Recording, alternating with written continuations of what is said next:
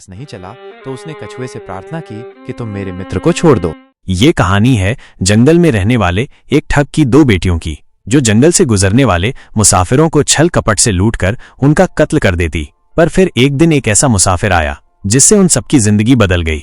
एक गुस्सैल राजा ने अपने पुत्र के किसी दोष के कारण उसे देश निकाला दे दिया। राजकुमार अर्जुन ने दुखी मन से अपने गुजारे के लिए 4 लाल और कुछ स्वर्ण भी अपने साथ ले लिए और भरे हृदय से अपने पिता का महल छोड़ दिया। चलते चलते वो जब शहर से कुछ दूर पहुंचा तो उसे एक साधु का आश्रम दिखाई किया। राजकुमार अर्जुन उस साधु को दंडवत प्रणाम करके एक तरफ बैठ गया। जब साधु ने उसकी मायूस शक्ल और देह पर कीमती वस्त्र देखे तो साधु ने उससे पूछा, बच्चा तुम कौन हो और यहाँ कैसे आए? राजकुमार बोला, महाराज मैं राजा चंद्रगुप्त का पुत्र अर्जुन हूँ। मुझे मेरे पिता ने देश निकाला दे दिया है, इसीलिए मैं परदेश जा रहा हूँ। रास्ते में आपका आश्रम दिखाई दिया तो मेरे मन में आया कि आपके भी दर्शन करता चलूं। साधु ने अर्जुन की बात सुनकर कहा, वत्स तुम नेक इंसान हो और परदेश जा रहे हो, इसलिए मैं तुम्हें 4 बातें बताता हूँ। तुम उन बातों पर अमल करना। परदेश में ये बातें तुम्हारे अवश्य ही काम आएंगी।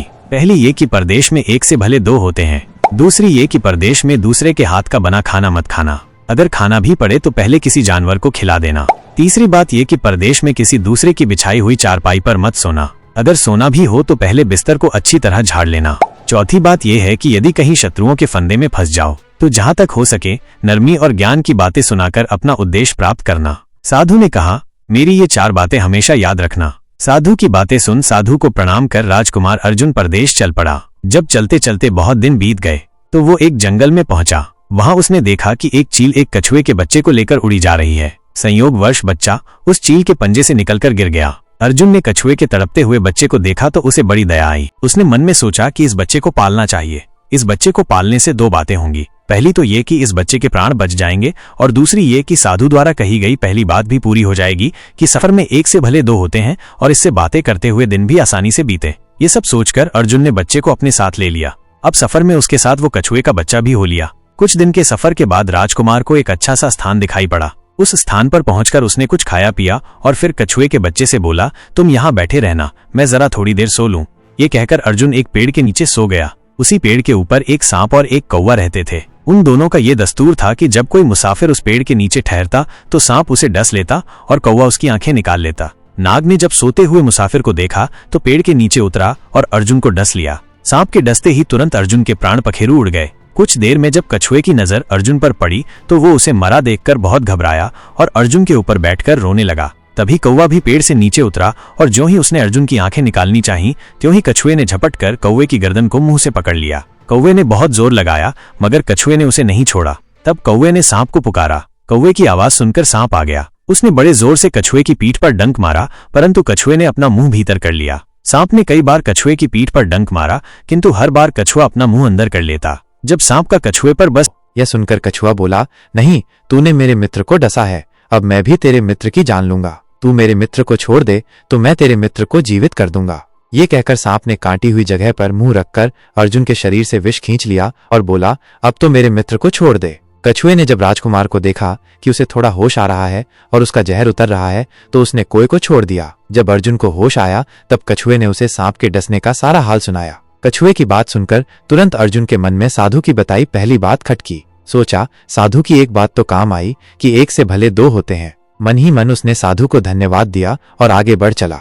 चलते चलते कुछ दिनों के बाद जब वे समुद्र के किनारे जा पहुंचे तब कछुए के बच्चे ने कहा, मित्र, मेरा देश आ गया है। यदि तुम कहो तो मैं अपने माता पिता से मिलाऊं। उनसे बिछड़े बहुत दिन हो गए हैं, वे बहुत दुखी होंगे। अर्जुन ने उसे जाने की आज्ञा दे दी और स्वयं रात को वहीं समुद्र के किनारे उस जंगल में ठहरा। जिस जंगल में राजकुमार ठहरा हुआ था उसी जंगल में वहां से कुछ दूर ही एक ठग का परिवार रहता था। ठग के 2 लड़कियां और 4 बेटे थे। उसकी बड़ी बेटी ज्योतिष विद्या जानती थी।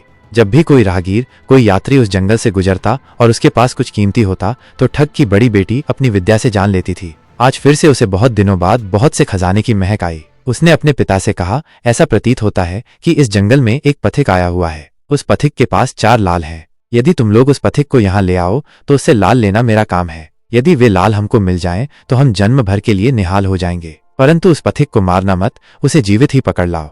ठग अपने बेटों के साथ तुरंत उसकी तलाश में निकल पड़ा। वे थोड़ी ही दूर चले होंगे कि उन्होंने देखा एक आदमी एक पेड़ के नीचे सो रहा है। उसे देखकर उन्होंने सोचा कि ये वही पथिक हो सकता है जिसके पास लाल हैं। वे उसे पकड़कर ले गए और अपनी बड़ी बेटी के हवाले करके बोले, इससे लाल निकलवाना अब तेरा काम है।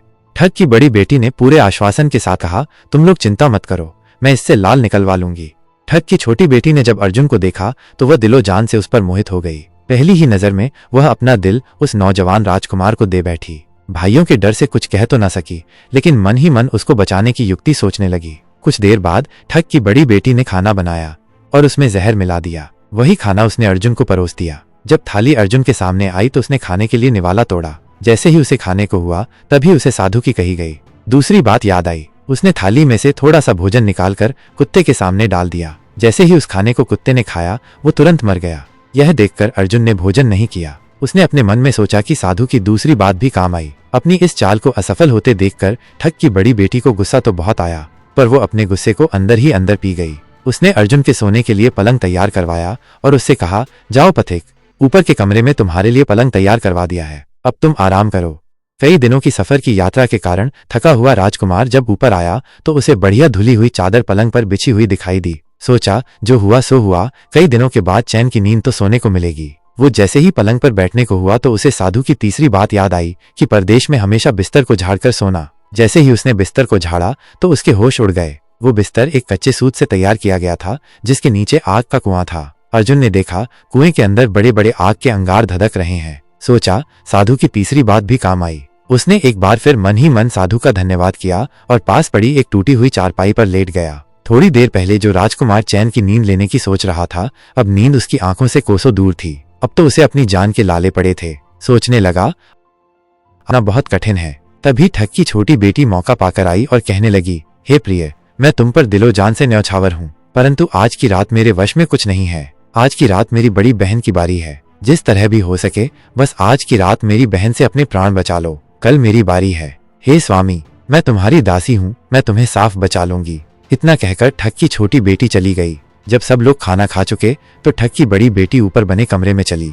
सोचा, अब तक तो पथिक जलकर राख बन चुका होगा, पर जैसे ही वो कमरे के अंदर आई और देखा कि पथिक तो बिल्कुल सही सलामत टूटी हुई चारपाई पर लेटा हुआ है, तो उसके क्रोध की कोई सीमा न रही। तुरंत उसने कटार निकाली और क्रोध से बोली, हे पथिक, या तो अपने चारों लाल मुझे अभी के अभी दे दे, वरना मैं तुझको मार डालूंगी। उसी समय अर्जुन को साधु की चौथी बात याद आई कि कहीं शत्रुओं के फंदे में फंस जाओ तो जहां तक हो सके नरमी और ज्ञान की बातें सुनाकर अपना उद्देश्य प्राप्त करना। उसने सोचा कि आज रात बचना मुश्किल है, पर साधु की चौथी बात भी आजमानी चाहिए। अर्जुन ने यह सब सोचकर लड़की से कहा, मेरे पास लाल नहीं है, यदि तू मुझको मारेगी तो वैसे ही पछताएगी जैसे बंजारा अपने कुत्ते को मारकर पछताया था। लड़की गुस्से में बोली, कौन बंजारा और कौन सा कुत्ता, क्या बक रहे हो तुम? तब राजकुमार बोला, तुम नहीं जानती तो सुनो लड़की, एक बंजारा था जिसने एक कुत्ता पाल रखा था।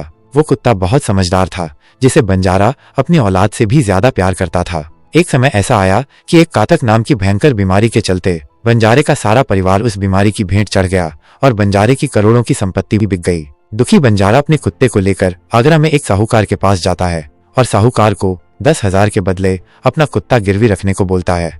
उस समय 10,000 एक बहुत बड़ी रकम होती थी। पहले तो बनिए ने बंजारे को मना कर दिया, पर फिर कुछ सोचकर उसने बंजारे को 10 लाख रुपए दे दिए। कुछ ही समय बीता था कि एक रात सेठ के घर डाकू घुस गए। बंजारे का कुत्ता सब हरकत देख रहा था। सोचा, भूखू तो परिवार के सब लोग उठ जाएंगे और ये डाकू उनका भी कत्ल कर देंगे। वो चुपचाप बस उनको देखता रहा। जब डाकू सेठ के घर चोरी किए हुए धन को लेकर चल पड़े तो कुत्ता चुपचाप उनके पीछे पीछे हो लिया। सेठ के पास इतना धन था कि डाकू उसे निकाल तो लाए, पर अब उनसे वो लेकर चला भी नहीं जा रहा था। दिन भी निकलने के करीब हो चला था। डाकुओं ने सोच विचार कर उस धन को एक तालाब के अंदर छिपा दिया। सोचा, बाद में आराम से निकाल ले जाएंगे। कुत्ता डाकुओं की सब करामात देख चुपचाप वापस घर चला गया।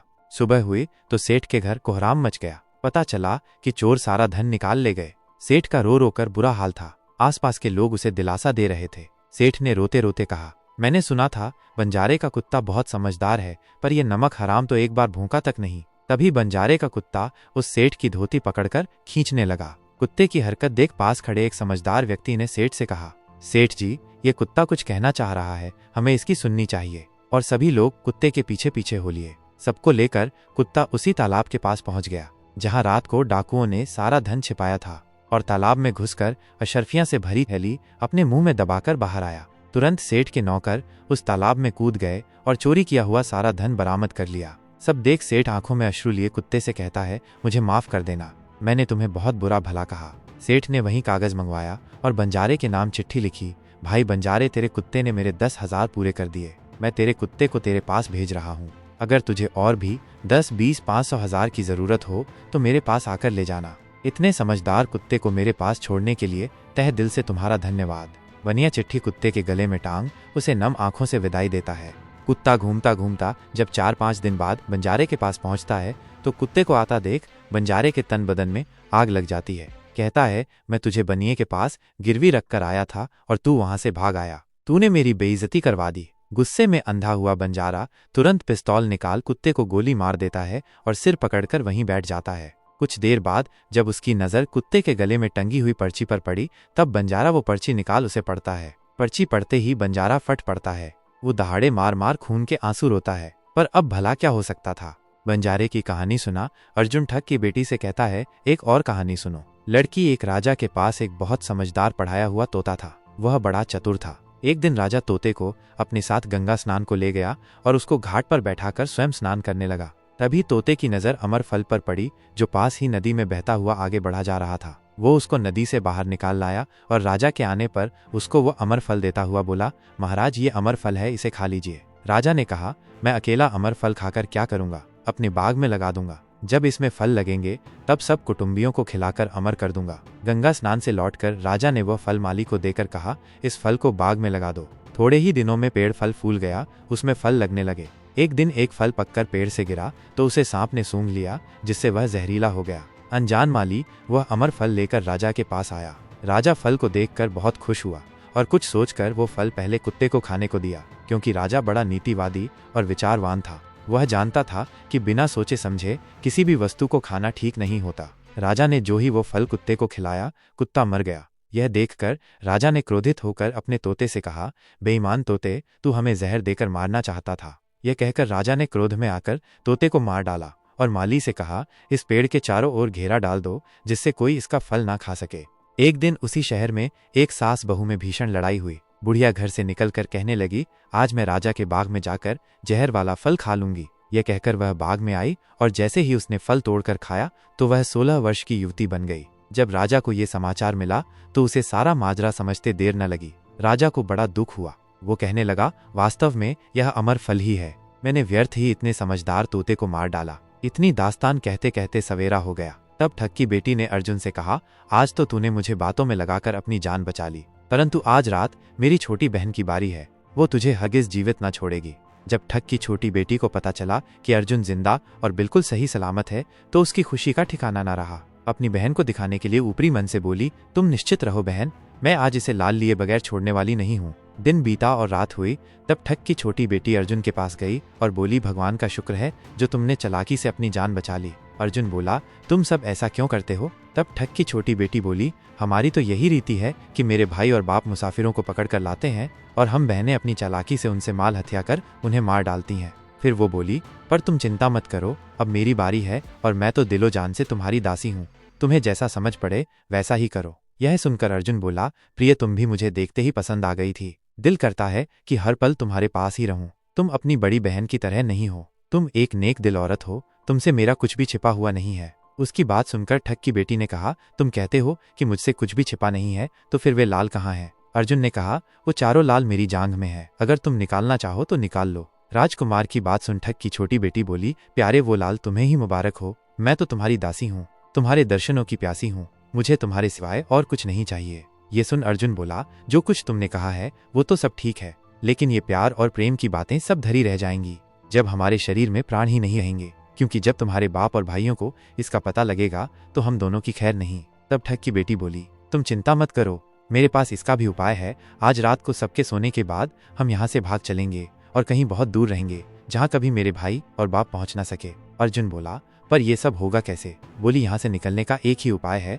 मेरे पिता के पास 2 ऊँटनियाँ हैं, एक तो दिन भर में 60 कोस चलती है और दूसरी दिन भर में 100 कोस चलती है। तुम उनमें से बड़ी वाली को खोल लाना, तब तक मैं हम दोनों के लिए कुछ धन बांध कर रख लूंगी। जब आधी रात हुई तब अर्जुन ऊँटनी को खोलने चला गया। अर्जुन ऊँटनी ले तो आया, मगर जल्दबाजी के कारण वो बड़ी के स्थान पर छोटी को ले आया। ठग की बेटी बहुत सा माल लेकर ऊँटनी पर बैठ गई और दोनों चल दिए। ऊँटनी जब चलते चलते 60 कोस पहुंची तो जंगल में रुक कर खड़ी हो गई। बीच जंगल में ऊँटनी को खड़ी देखकर अर्जुन और ठग की बेटी के होश उड़ गए। ठग की बेटी बोली, अनर्थ हो गया, तुम रात के अंधेरे में बड़ी ऊँटनी की जगह छोटी को ले आए। मेरे पिता और भाई आते ही होंगे, वो हमें नहीं छोड़ेंगे। इधर जब सवेरा हुआ तो ठग ने देखा कि उसकी बेटी और मुसाफिर दोनों गायब हैं। उसने सोचा कि निसंदेह वो बदमाश मेरी बेटी को भगा ले गया है। तबेले में जाकर देखा तो पाया कि छोटी ऊँटनी गायब है और बड़ी वहीं है। सोचा ज्यादा दूर नहीं गए होंगे और ऊँटनी पर सवार होकर उसने उसे तेजी से दौड़ा दिया। थोड़ी ही देर में जंगल में उस स्थान पर जा पहुंचा जहां अर्जुन और उसकी बेटी ठहरे थे। अर्जुन ने जब उसको आते देखा तो बहुत घबराया और कहने लगा, देखो तो तुम्हारा पिता आ रहा है, अब उससे प्राण कैसे बचेंगे। लड़की ने कहा, घबराओ मत और जो मैं कहती हूँ उसे ध्यान से सुनो। जाओ, जाकर उस पेड़ पर चढ़ जाओ। जब मेरा बाप तुम्हें पकड़ने के लिए आएगा और पेड़ पर चढ़ेगा तो मैं चुपके से बड़े वाली ऊँटनी पर चढ़कर उसको तुम्हारी डाल के नीचे खड़ा कर दूंगी। तुम कूदकर उस पर बैठ जाना, इस प्रकार हम दोनों बचकर साफ निकल जाएंगे। ये सुनकर अर्जुन तुरंत पेड़ पर चढ़ गया। तब तक ठग भी वहां आ पहुंचा। पिता को देख उसकी बेटी ने फंद करते हुए कहा, पिताजी, ये दुष्ट मुझे धोखे से यहाँ भगा लाया, आप इसे छोड़ना नहीं। ये सुन गुस्से से तिल मिलाया ठग अर्जुन को पेड़ पर चढ़ा देखकर ऊँटनी से उतरा और उसे पकड़ने के लिए पेड़ पर चढ़ने लगा। बाप के ऊँटनी से उतरते ही मौका देख ठग की बेटी ऊँटनी पर चढ़कर उसे अर्जुन की डाल के नीचे पेड़ के पास ले आई। अर्जुन तुरंत कूदकर उस पर बैठ गया। अर्जुन के बैठते ही ठग की बेटी ने ऊँटनी को दौड़ा दिया। ठग हाथ देखता रह गया। ठग की बेटी और अर्जुन कई दिनों का रास्ता तय कर एक शहर में पहुंचे और दोनों वहीं बस गए। वहां अर्जुन ठग की बेटी के साथ आराम से दिन गुजारता रहा और जब उसके देश निकाले की अवधि पूरी हो गई तब वह उसको लेकर अपने राज्य चला गया और उसके साथ शादी कर हंसता खेलता जीवन व्यतीत किया। निष्कर्ष, अर्जुन और ठग की बेटी की ये कथा हमें ये सिखाती है कि प्रेम और विश्वास का बंधन सबसे मजबूत होता है। जब बुद्धिमत्ता, धैर्य और निस्वार्थ प्रेम मिलते हैं तो असंभव को भी संभव बनाया जा सकता है। जीवन में चाहे कितनी भी कठिन परिस्थितियां क्यों ना आए, सही निर्णय, संयम और परस्पर विश्वास हमें हर संकट से बाहर निकाल सकते हैं।